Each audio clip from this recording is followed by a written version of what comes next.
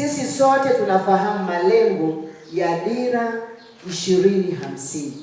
Tunafahamu kwamba kila mmoja anatakiwa awe na kipato chake cha mwaka. Tunatakiwa tutafsiri haya mambo. Kuna mikopo mingine itaenda kwenye kilimo, kuna mikopo mingine itaenda kwenye ujasiriamali.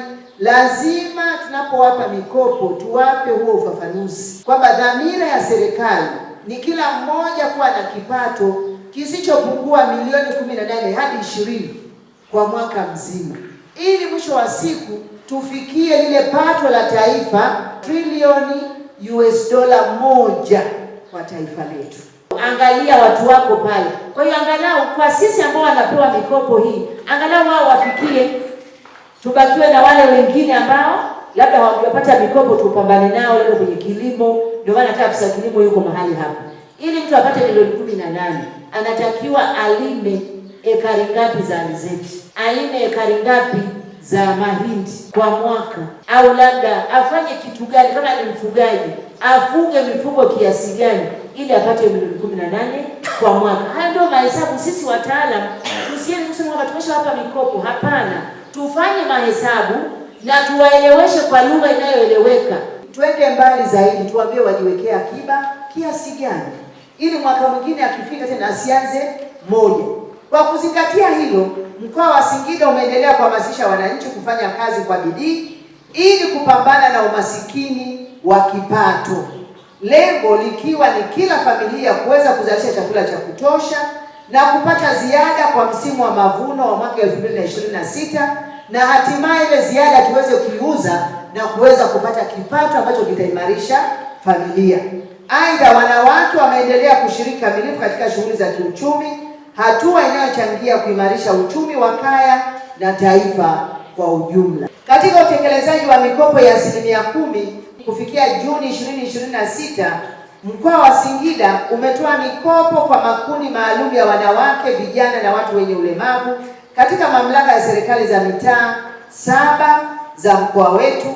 Jumla ya vikundi 518 vya wanawake, vijana na watu wenye ulemavu vimenufaika na mikopo hii yenye thamani ya jumla ya bilioni 4.9.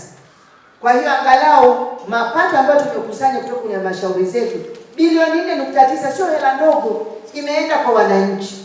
Lakini tusipoenda kuwasaidia katika utaalamu, katika kutafsiri haya mambo, ndio maana afisa biashara mko hapa, nyie ndio wa kuwafundisha watu utaratibu. Masuala ya mtu mjasiriamali anakwenda kujaza rumbesa ya ubwabwa na anatoa mahindi bakuli zima, mama anakuwa hata hapati faida yoyote, anakuja kusema kwamba wapo chuma ulete kwenye mgahawa wake kwa sababu tu hajapewa utaalamu.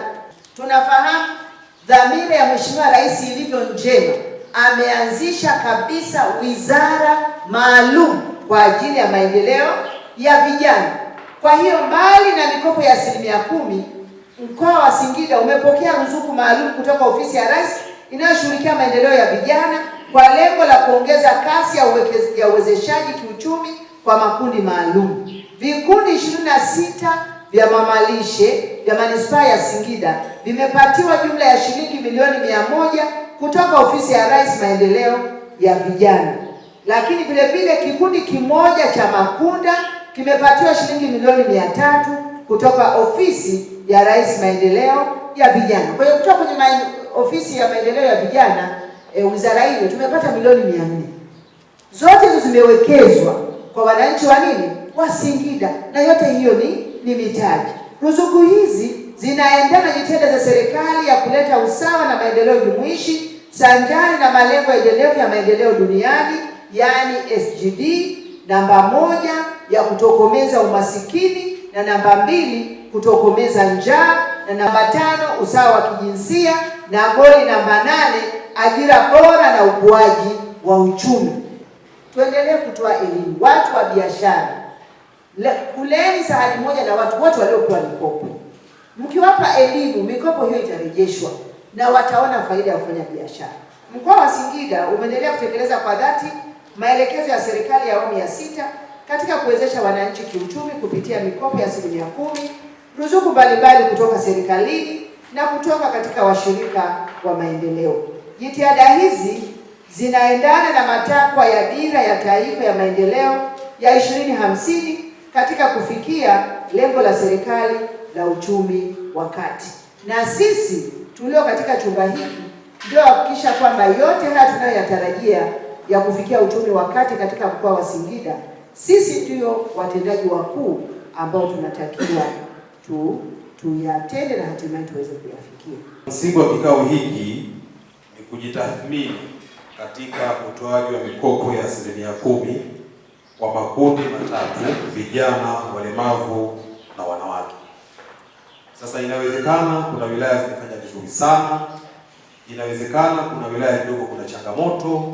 Hii ndio fursa ya kutathmini kwa pamoja na hawa wahusika katika level ya halmashauri, na madasi hapa wapo ambao ni wenye vitu wa kamati za uhakiki wa mikopo, ili kusudi sasa tuchakate kwa pamoja kujua wapi tunakwama, wapi tunafanya vizuri na kushare hiyo experience ili tuweze kufanya vizuri. Tupo tayari kwa kupokea maelekezo yako kuhusu namna ya kuboresha hili eneo la utendaji wa kiuchumi, iwepo ni kutoa mikopo na kusimamia kinachofanyika kwenye mikopo na kuwafuatilia walengwa na kuona namna ambavyo mikopo inabadilisha maisha yao, kuangalia maeneo ya kikanuni yanahitaji maboresho na mengine ambayo yako kitaalamu zaidi.